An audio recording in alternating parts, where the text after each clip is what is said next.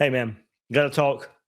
Coach, the crazy coaching carousel that is out there right now, and got even crazier on Sunday evening. You had Florida open, you had Penn State open, you had Arkansas open, maybe some other jobs open, and one that came open pretty fast. And there were some whispers if things weren't going to head in the right direction there in Baton Rouge that LSU might eventually move on from Brian Kelly. Well, the eventually turned into Sunday night.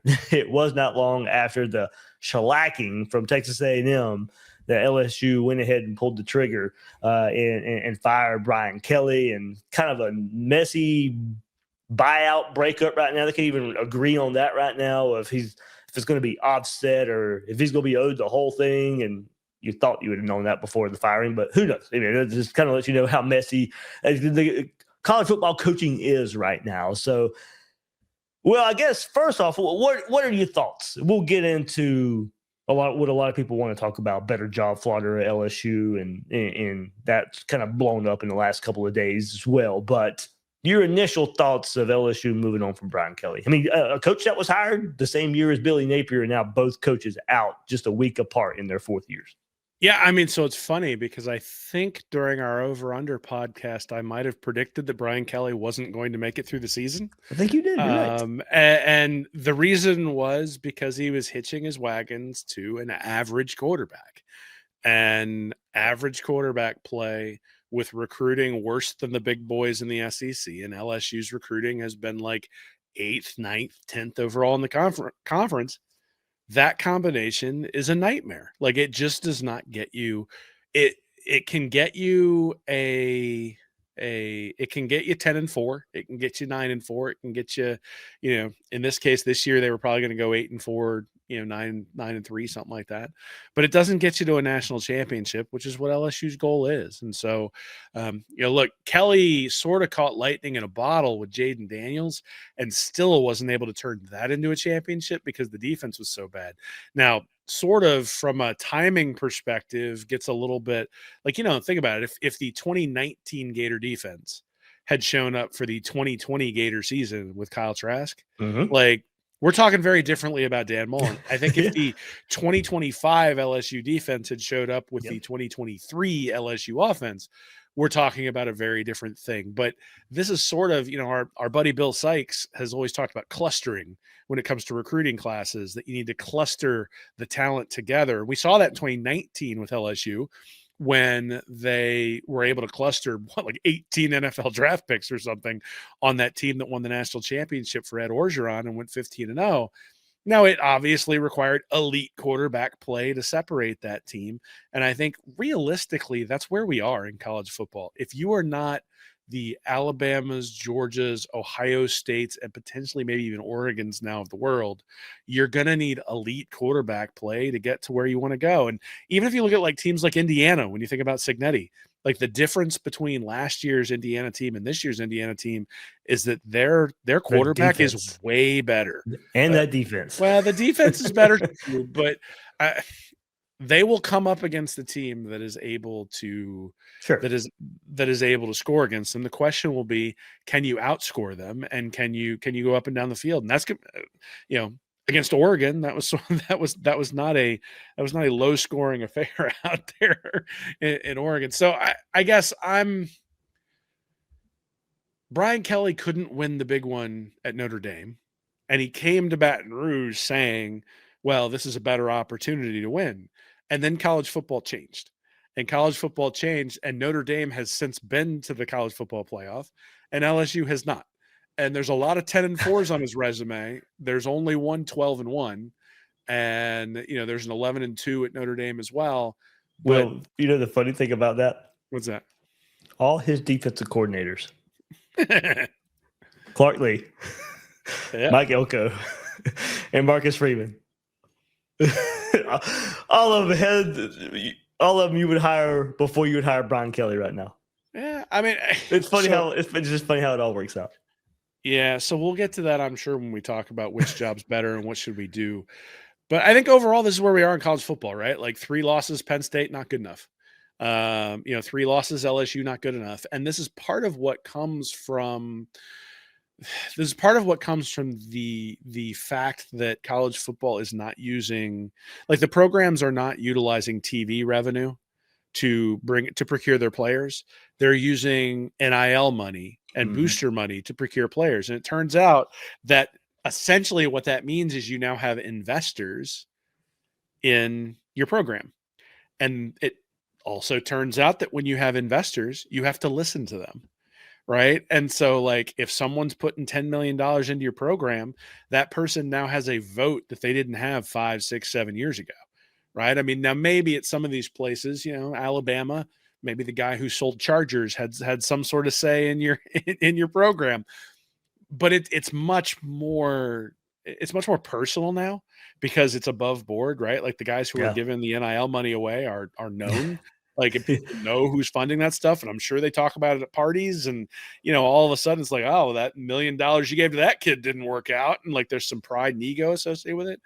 But now essentially what you've done with all these college football programs is you've created a bunch of partnerships. It's like LSU no longer owns 100% of their college football program. They now have investors, and those investors make decisions and go to the governor of Louisiana, apparently, to help drive home decisions when it comes to this sort of stuff. And the money is like funny money at this point. It's like, you think about like the NBA, what do I call them now?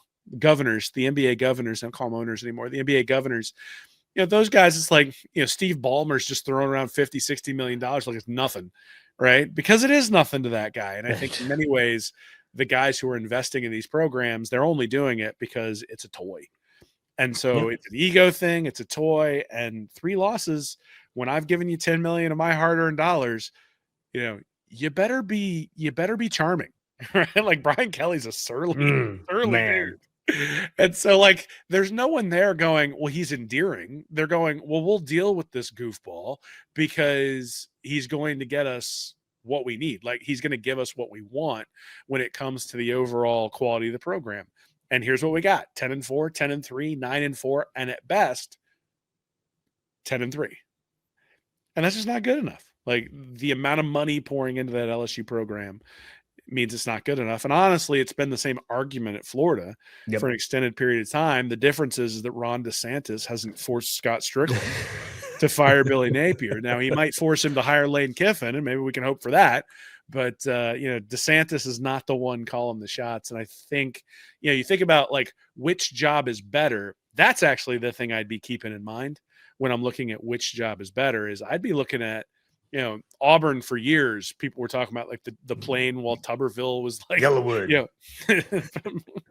So I don't know. I think there's something to be said for, I don't want all those investors coming in and necessarily tilting the scales against me.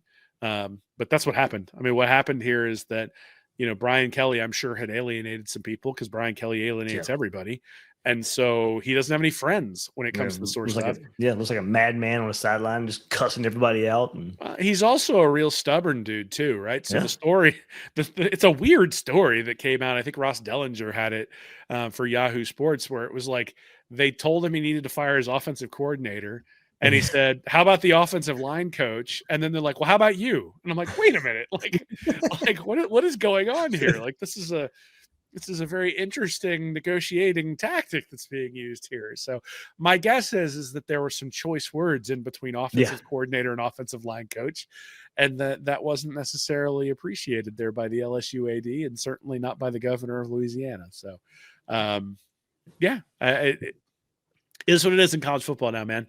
Yeah. Like, you get 4 years, and if you got 3 losses in year 4 and you haven't won a national title yet, you're going to hear about it. Yeah. Yep. So that has opened the door for a lot of conversation. Better job, Florida or LSU. And look, if you look nationally, it doesn't really look like a conversation, because LSU is ranked number 1 in the power poll of the openings that are out there. And you got a lot of talk out there from the national heads that, LSU is a better job than Florida. And look, of course, we love our Gators and can point out ways Florida looks better. There are ways Florida looks better. Now, for the Lane Kiffin part of this, of course, that's one angle of this for everybody. all the connections at Florida we've already discussed. Could that pull Lane to Florida over LSU or staying at Ole Miss? We'll see. But now you zoom out and look at the programs by themselves for like just a generic coach. There's been a lot of talk of LSU being the better job, and a case can certainly be made. But this whole I see quote, and it's not even close, or they're head and shoulders, that's kind of ridiculous to me. I am not buying that at all. Both, have a national championship ceiling, and over the last 20, 30 years, pretty comparable, where there are, spikes for Florida absolutely being the better job, and then there's spikes for LSU being the better job. Now, the reason most point to for LSU, and it's hard to argue, Will, is that the LSU owns the state of Louisiana, and that is true. It gives them an advantage of getting good homegrown talent. But we know if Florida is Florida and recruiting the state of Florida well, then there isn't that big of a difference when you want to look at roster construction. So if you want to question if Florida can get back there, then that's fine. LSU's always going to do that. Florida, it ebbs and flows with kind of how good Florida is and if a coach can recruit there. LSU, yeah, that is an advantage for them for acquiring talent. I can buy that. But it's still not head and shoulders above. And I hear you when the thought, football is more important at LSU. And in some ways, you're probably right. But how is that quantitative? How much is that actually worth? We do need Florida to become more serious there. And it seems like many are getting on the same page as coaching carousel. And we just talked about it. It sounds like the LSU administration's in flux right now. You got the governor getting involved in the process. Is that good or bad? You have power brokers, the politicians getting involved. That can get really, really messy. Many are questioning AD Scott Woodward there at LSU and his process. And he's responsible for the huge Jimbo Fisher buyout. And now he's responsible for this huge Brian Kelly buyout. And Jimbo Fisher at Texas A&M, he was responsible for that. They were about to hire a president, but they're without a president right now. So it does sound like there's some misalignment, at the LSU administration. And, Florida, gets dinged for that, but it kind of get overlooked for LSU right now in those conversations. And those are reports of financial issues at LSU and trying to figure out how to, handle now the buyout for firing Kelly. So look, both schools have resources to be top tier. Both have fan support to be top tier. Both can build elite rosters. Both have good NIL. The biggest difference, and maybe because of talent, is that, LSU has proven they can win titles with average to good coaches. Florida has had to have, one of the best coaches in college football at the time to win titles. So there probably is something to LSU being quote unquote easier to win and that angle to it. But to end this, King Cheese this morning on the Gators Breakdown Plus Discord, he had a great way of putting it. And it lets you know that the job is close. And he said, quote, once you get to the top jobs in the country, you're splitting hairs. Is a coach leaving Florida for LSU or vice versa? No. So, I think that's a great way on face value of putting it. But this whole narrative that LSU is head and shoulders above and the gap is big. No, it's not. I don't see it. I know it's probably some orange and blue glasses and some Gator homerism and bias, but I don't see this big, gigantic gap between the two programs.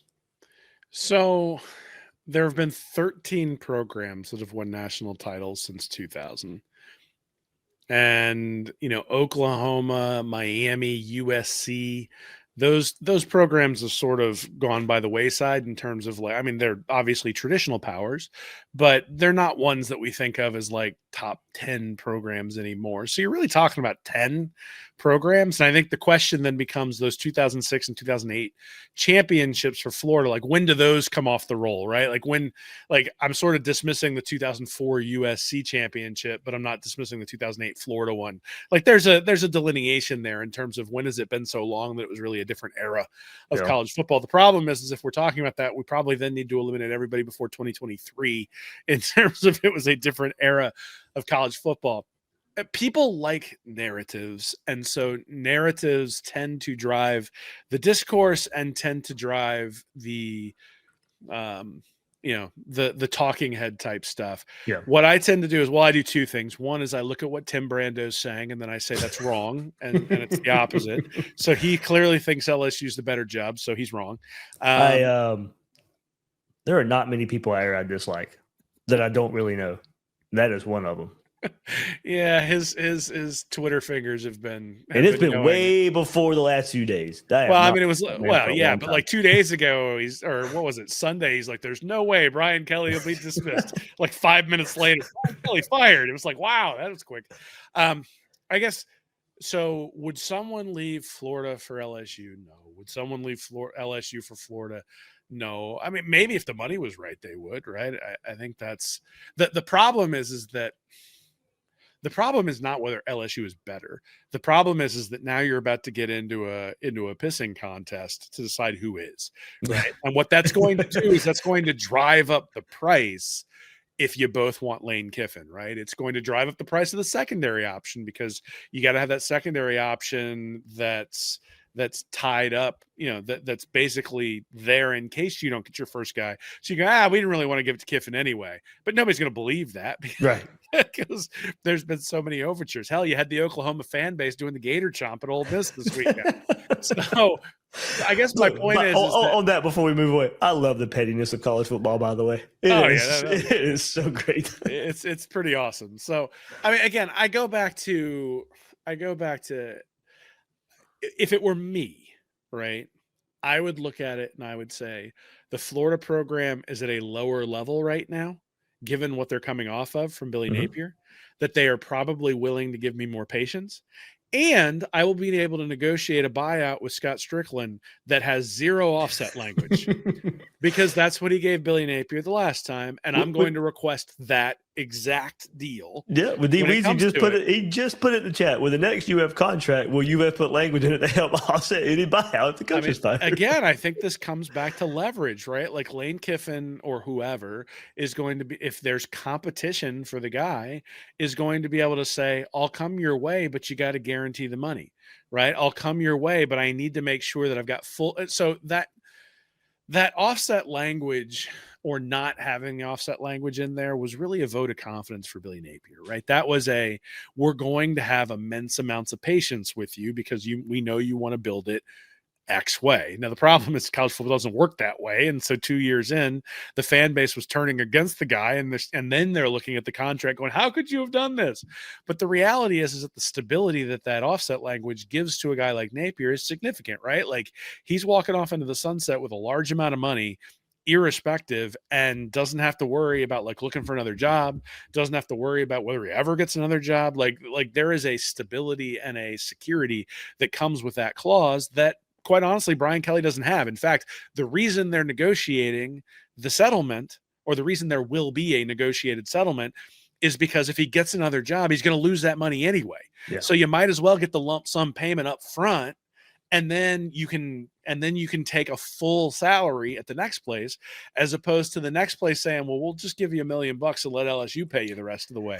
Like, I mean, those are the sorts of games that get played when you have that offset language. So there is significant value in including that in a contract if you're trying to outbid someone. So that's what this is. Like, to me, whether LSU is the better program, whether Florida's the better program, doesn't really make much difference. The question is going to be which one is willing to really push its chips all the way in the middle and say, blank check. Like, we have confidence that you're the guy who's going to bring the championship. Blank check. What's it going to take? And so, it might be an extra $500,000. It might be, use of a private plane. It might be, a house in the Poconos and a house in Miami. Like, it might be that, Kiffin's daughter gets admission into Florida because she wouldn't have been able to get in if she was only able to get into Ole Miss. Like, I don't know what it is, right? But give the guy, you're going to have to give the guy everything, because there's now, nobody believed he was leaving Ole Miss for Arkansas, right? Right. Nobody really believed he was leaving Ole Miss for Penn State.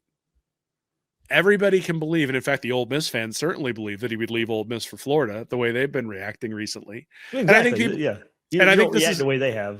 Not. And if Billy Napier was 6-1 right now, it would be very clear that Lane Kiffin is going to LSU, right? Or at least that would be the rumor.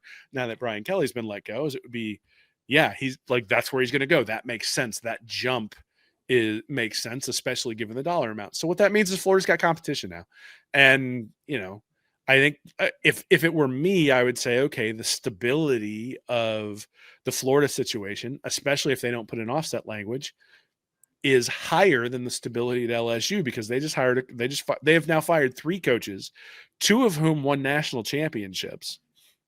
And then the third coach is somebody who was winning 10 games pretty consistently, and they just decided to jettison those guys. I think that's a very different situation than, hey, the guy's going 5-7 and 6-6. Like, if Lane Kiffin comes in and goes 9-3 in year 1, like, Florida fans will damn near build a statue of the guy.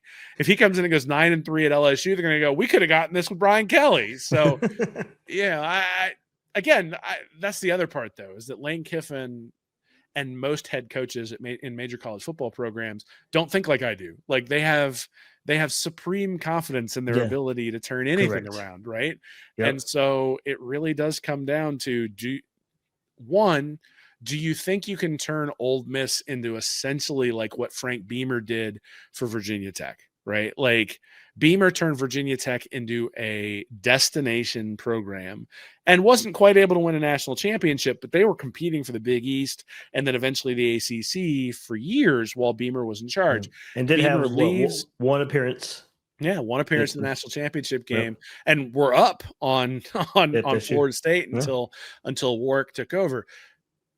The question to me is, okay, let's say it's easier to get in that playoff now than it ever was, right? And if you've got the commitment at Ole Miss to give you the money and the resources and all that stuff you need, like, there will be a statue up front. And I think more importantly, when you leave, there won't be someone who's able to replicate the success. And so to me, it's a legacy definition thing. It's everybody talks about, like, oh, he could win consistently at Florida. Well, but I don't know that, but multiple people could win consistently at Florida, because multiple people have. Nobody has won at that kind of level at Ole Miss. And so there's a challenge there that he's going to have to decide, right? Like, do I want to take a path that is more paved, but more lucrative, and potentially, cement a legacy that way?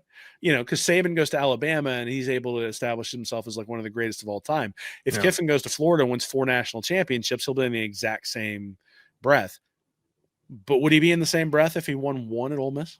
That's one of those. That's a good question. That's one of those where if you've got supreme confidence in your ability to develop quarterbacks, and quarterbacks are what really differentiates you, and you can get guys through the transfer portal once every 4 or 5 years, you can put a roster together that can compete. Like, last year was probably his best team, and they didn't make it. But if they had, I would have had them penciled into the championship game. And so he'll have that opportunity. And I just don't know. I don't know enough about Lane Kiffin. He had the Puff piece on ESPN where he's talking about, like, his daughter and his son loving being there in Oxford and all that sort of stuff. But he also hasn't put an end to all the rumors, because he could have just said, I'm staying. Right. And he hasn't done that either. And so, we'll see. Yeah. Yep. So let's see. Gators flag goes quickly. He goes, Dave, have you heard anything new in the last couple of days? Look, we had the Gators Breakdown Plus chat last night. That is about as updated as you're going to get. Look, there's not going to be a whole lot of news because of when Florida made the firing. You're going to get your initial board. Of course, I think you can tell by the names that are discussed. I mean, the only thing here is Lane Kiffin, it's James Franklin, it's Eli Drinkowitz, Brent Key.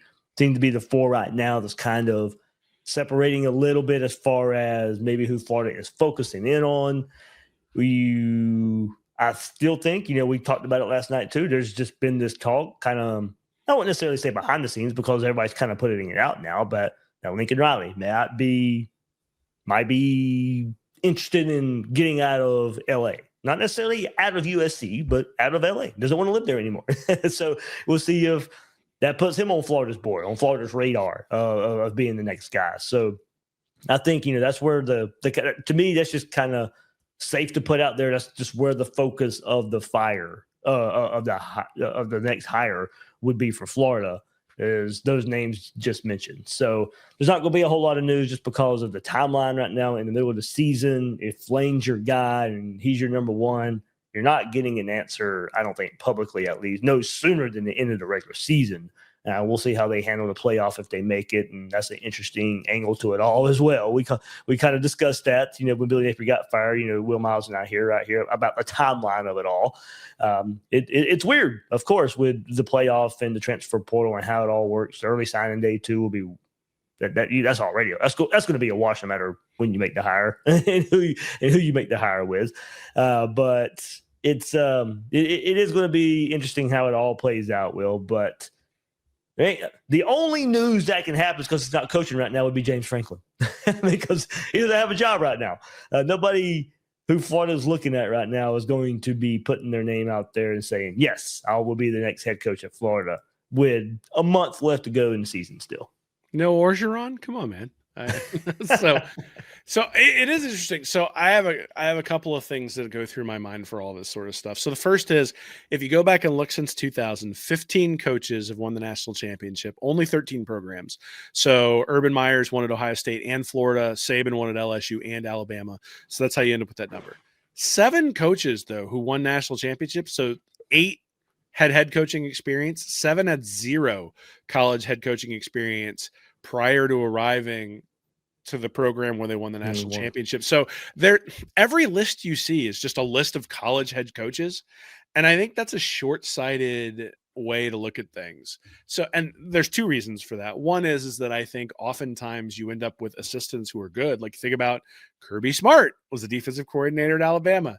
Dan Lanning was the defensive coordinator at Georgia, right? So like those jobs. Ryan Day not a head coach at Ohio State, right? Elevated, from. But the other reason is so Kirby Smart is the highest paid coach in college football, makes $13.2 million. If you go down to number 10, that's Lane Kiffin, who makes $9 million. If you go down to 20, that's Shane Beamer, who makes $8.1 million. If you go down to 30, that's Sonny Dykes, who makes $7 million. If you go down to 40, that's Sharon Moore at Michigan, who makes $6.1 million. If you go down to 50, that's Dave Aranda at Baylor, who makes $4.7 million. If you go down to 60, that's Dan Mullen making $3.5 million at UNLV. So basically, until you get to like the 50th or 60th coach in college football, you're talking somewhere between $7 and $13 million.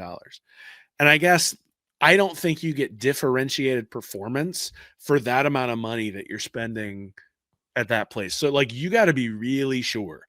So if you've got this list of like Lane Kiffin, Marcus Freeman, and then you start throwing out like Jed Fish and Mark Stoops and Matt Rule and even Signetti and those sorts of guys. Dillingham, those guys. Dillingham, those sorts of Kenny Dillingham, $7.4 million, right? Yep. Jed Fish, $7.5 million. Like, you're going to have to pay those guys $10, $11, $12 million to come be the head coach of Florida. And Fish has like a $10 million buyout, I think, too.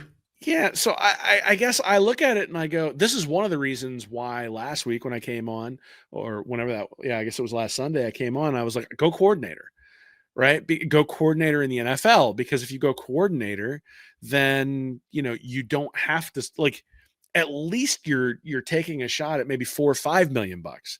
I'd say the same thing once you get past, if you think Kiffin's your guy and he ends up going to LSU, I think the play is to go find an offensive or defensive coordinator that you believe in, probably offensive coordinator since it's Florida and you're going to want offense, but find that guy and give him like a $2 million deal with like $8 million in incentives, right? And completely structure the contract in a way that makes him maniacal to win, right? Where it's like, hey, every top 5 recruiting class you have, $3 million bucks.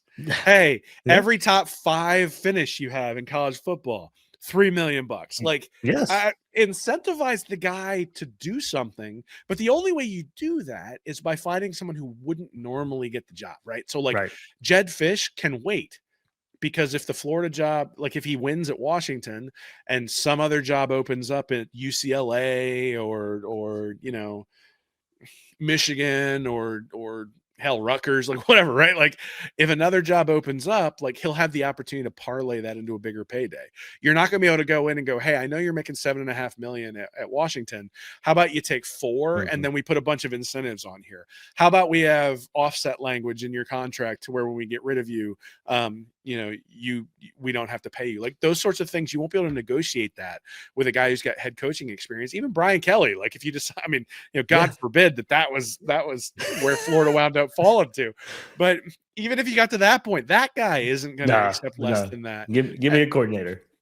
I get it. But I mean, so I would like Florida to either establish themselves as the alpha and go get Lane Kiffin regardless of what it costs. If that's your top guy, like, who cares if the LSU job's open?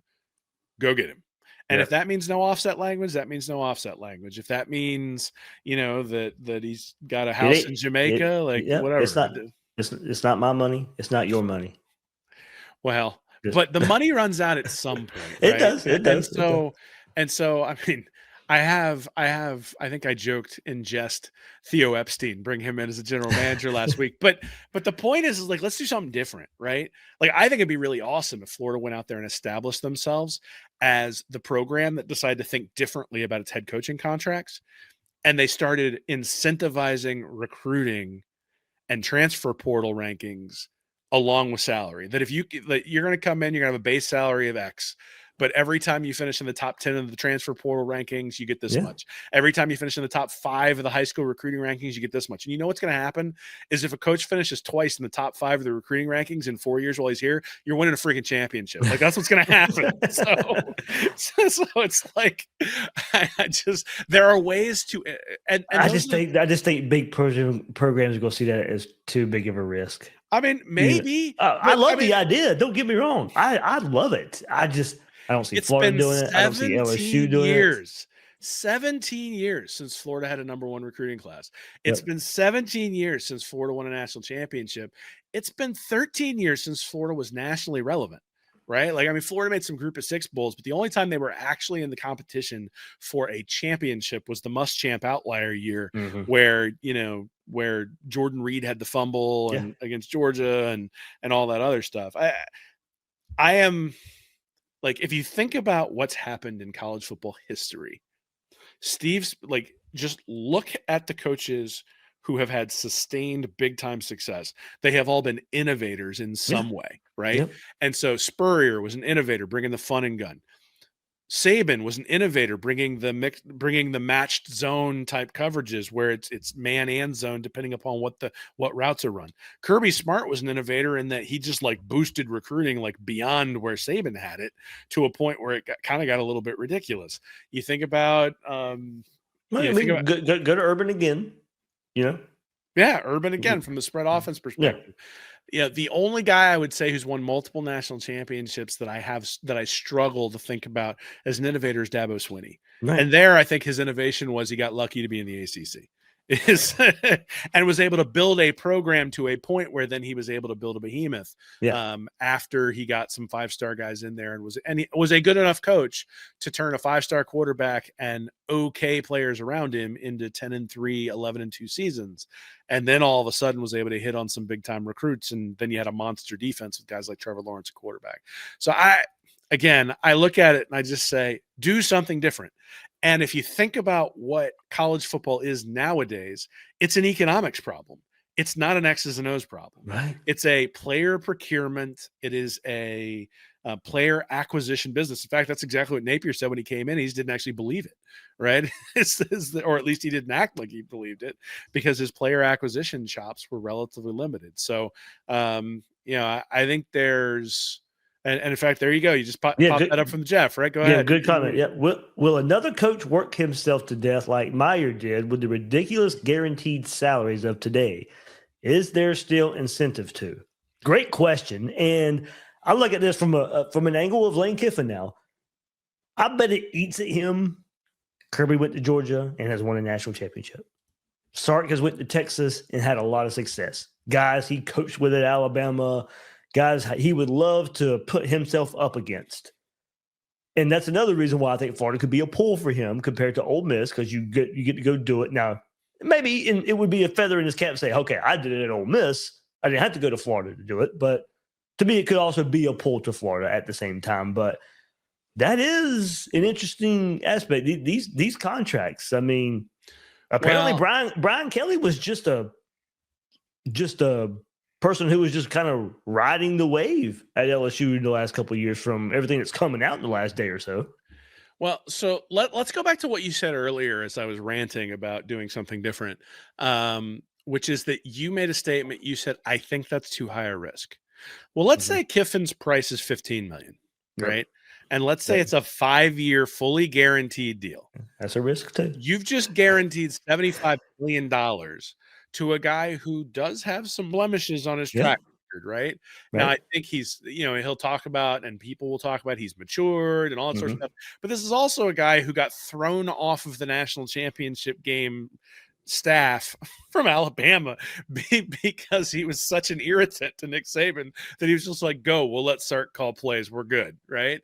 And if you think about that, and it's like, I mean, did that cost Alabama a national championship for Saban to do that? Like, and he was willing to take shots at Saban and all sorts of stuff, which, even when he was on the staff, which isn't always the best way to do things, right? So there's some risk associated with that. So let's play this out, right? Let's say you can get an offensive coordinator. Let's say you can get Indiana's offensive coordinator, or let's say you can get Will Stein from Oregon, right? Or whoever you identify as the offensive coordinator that you think is differentiated and is going to win. Let's say you can get him for $3 million a year, but he's got $12 million guaranteed if he wins a national championship, right? Like, I mean, you've now incentivized him, and given that comment, I think it's a pertinent, right? Which is that there's still something to prove. But the other part of it is that that guy's getting an opportunity he wouldn't have otherwise gotten because he's taking that incentive laden or designed contract that's kind of unique. Now, he might take some crap from his colleagues because they're all going to be pissed that he's sort of reset the market in that way, right? Which is a different thing that he'll have to deal with. But I sort of look at that and say, okay, so let's say it's a 5-year deal for $3 million a year that's incredibly incentive laden. Well, now you've taken a $15 million risk. You've done something different, and it's an experiment. If it doesn't work out 5 years from now, or 4 years from now, 3 years from now, whatever it is, you're now dipping your toe back into the water, the same place, but you at least did something different. And I think if you go and look back at like the recent hires, you look at Muschamp, McElwain, Mullen, and Napier, the thing that I think I can definitely say about all of those is that there wasn't anything different about those guys, right? Like, you could make justifications for all of them. Oh, yeah. I mean, Muschamp was the head coach in waiting at Texas. He was the guy. I mean, a lot of people were pointing to, and it kind of died down a little bit because he hadn't been named head coach in waiting. So it just died down. And here comes Florida getting the head coach in waiting at Texas. Okay. I thought it was a good move. That was a good move. But this is why I went back and looked at the guys who've won national championships, right? Is that 15 coaches have won national championships. Essentially 50% of them are guys who had 0 college head coaching experience. Yeah. So how many guys, so Franklin, like, didn't work out at Penn State. Yeah. Kelly didn't work out at LSU. Napier didn't work out at Florida. Like, all these guys who have changed programs in recent years haven't delivered on the promise, even though they were head coaches before they came. Now, you could say, oh, well, I don't want a group of 5 head coach coming in, but why is that any different? Like, I don't think the failure of any of those guys, in fact, I think if you take my theory, the failure of those guys is not that they had previous head coaching experience. The failure of those guys is none of them brings a real differentiation, where in a program like Penn State, or a program like LSU, or a program like Florida, or, or even like Oklahoma, if you think about Venables, like, those programs are at a lower level when it comes to recruiting. They have to do something different to compete with the Georgias and the Oregons and the Ohio States of the world. And instead, and this actually is my worry about college football, I think the Indianas and those teams are going to have like the ability to pop up. But I also think some of these stronger teams, once they figure out how to really do this stuff, I think they're going to rise all the way back up to the top again. Like, and so to me, it all then becomes a question of finances and setting yourself up. And Florida is a profitable football program that I think has the ability to take a risk. And is it going to take somebody with stones to say, yeah, we're going to do something different? Absolutely. Is it something that I would do if I was the athletic director? I don't know. I might be really conservative if I was getting paid $1.5 million or $2 million a year to make this decision, and they were going to jettison me if I did something that was outside of the box. But look, 20 years ago, going for it on fourth down was ridiculous.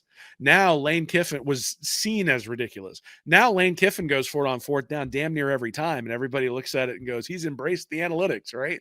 Like, but what did that require? That required Bill Belichick taking an awful lot of criticism. Like, I can remember Belichick going for it on fourth down against Peyton Manning, Indianapolis, like not getting it, Indianapolis running in for a touchdown, or 2 plays later going in for a touchdown, and Belichick spending the entire week getting grilled by national media because he dared to do something different. And now 20, 25 years later, we all look back and go, of course he should have gone for it on fourth down. Like, that just makes sense. So again, I look at it and I say, college football has changed a lot. It is now an economics problem.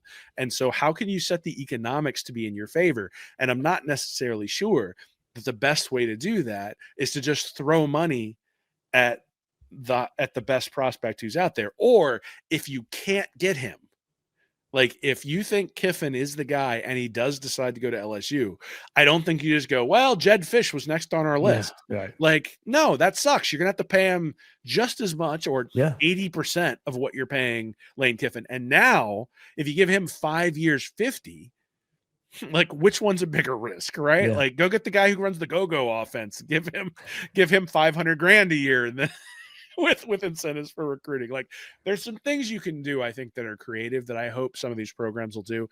I don't have a lot of hope that Florida's going to do it. I think it's going to take a mid-level program to do something like that first. But if I were a team like Rutgers, or if I were a team like UCLA, or I were a team like Purdue, or something like, not Purdue, because I mean they have, well, maybe Purdue. But if I'm looking at like programs that have sort of been more bound for years, the thing I'd be looking for is, how do I identify that coordinator who's on the up and coming and stick him into a contract where if he succeeds at my school, he will never leave because the money is unbelievable. But if he fails at my school, I can get rid of him and bring the next guy in. And it costs me almost nothing to do it. And, hopefully Florida figures that out before everybody else does. Yeah, the big name that is coming up on that regard now, if you want to go way down the list, would be North Texas head coach Eric Morris and that high-flying offense. $150,000 with $10 million for a top 3 recruiting class. I'm here for it. Yep. That would be the G5 route to go. Couple comments here, but we're getting ready to go here. Will, if you have anything to say, just keep it in like text message format here. So Kevin Reed says the failure from them all is the ability to adapt and change. They were stubborn, no doubt. I completely agree with that. I put that message out on Twitter today about Napier, Mullen, Kelly. That was a lot of the biggest issues there were ability to adapt and change was not there. Stubborn. Saban evolved every time the college game changed. Yep, there. And we'll kind of extending on your maybe risky takes here. Gator Swag says, I would take Ed O with Joe Brady and Ron Roberts as DC. That's a good staff. Joe Brady is not going to come back to the college game to be an offensive coordinator for Ed Orgeron. Joe Brady is coming to be a head coach if he comes to the college game. Oh, Ed Orgeron might be his defensive line coach. You can have that staff, and it just won't be that way. Right, yeah. If you want to put Joe Brady first, then maybe that's the way you do it. I'm okay with that. I'm good going NFL coordinator. That's fine. I think Brady, his next stop might be NFL head coach, not college football head coach. Maybe. I still think Monken, for a lot of different reasons, but also I'm not sure the Ravens are going to make the playoffs. So yeah, from a timing perspective, I think that might work better too. Yeah.